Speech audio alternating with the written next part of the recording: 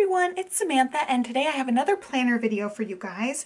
Today I want to talk about how I'm using part of this notes section. I made my own little expense report.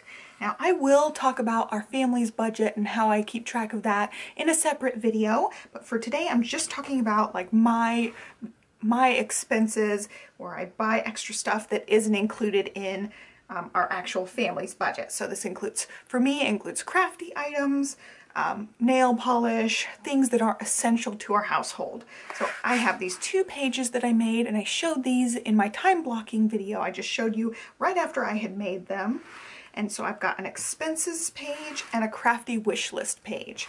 So this expenses page I'm using as actual expenses that I purchase. These can be things that are blogger or YouTube related. They can be anything basically I purchase outside of our family's budget. I have a separate page for this crafty wish list because I'm trying to cut down on my crafty spending. I've mentioned this multiple times, and if you've watched my crafty channel, this is just an ongoing struggle that I have.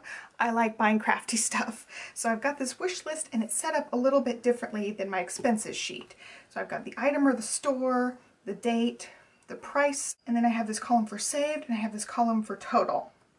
So for the saved section, if I want to buy something and I decide not to buy it, I put it in this saved section, and I consider that money saved. That's money I did not spend out of my bank account, so I put it in that column. And if I actually bought the thing, I put it in this running total of expenses. So I have yet to actually not buy. And what I'm trying to do is I'm trying to write these things down 24 hours ahead of time, and then if I look back at it the next day and still want it, then I can purchase it. That gives me a moment to think about it, make sure I really want to buy something. So far this month I've been pretty good. I just got a couple of little things in my monthly kit. So with this expense one, I just have a monthly subtotal going, and this is just stuff that I've purchased, like I said, not on the family budget. So I've got the place and item section, a section for the date, the price, and then the monthly subtotal. I don't have the price of the sewing machine. I just bought that yesterday, forgot to write the total down, so I've got to look that one up. But then I'm going to go back. Some of these will be blogging and YouTube business expenses, and then most of them is just going to be, you know, discretionary income. So I will, you know, mark some of these later on, like this in links. That's something I need for my blog, so I'll definitely include that in my blogging expenses so I can keep track of stuff. I'll also put my blog hosting on here too when it comes due. So that's just the way I'm keeping track, and that's also the way I'm keeping track of my impulse spending, so I can keep myself in check a little bit. And I have a number in mind for what I don't want to go over each month. I can just keep an eye on this running total to make sure I'm not spending too much.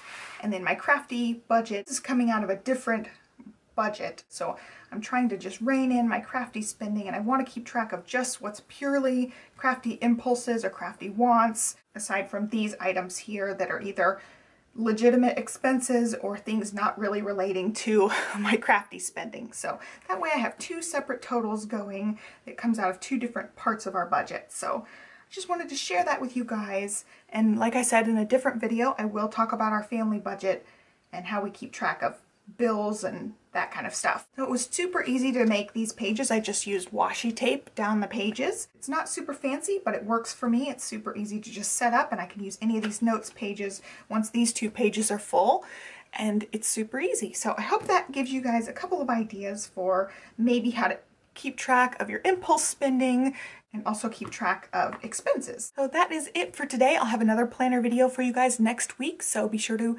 subscribe so you know when I update. Thank you so much for watching, and have a great day. Bye.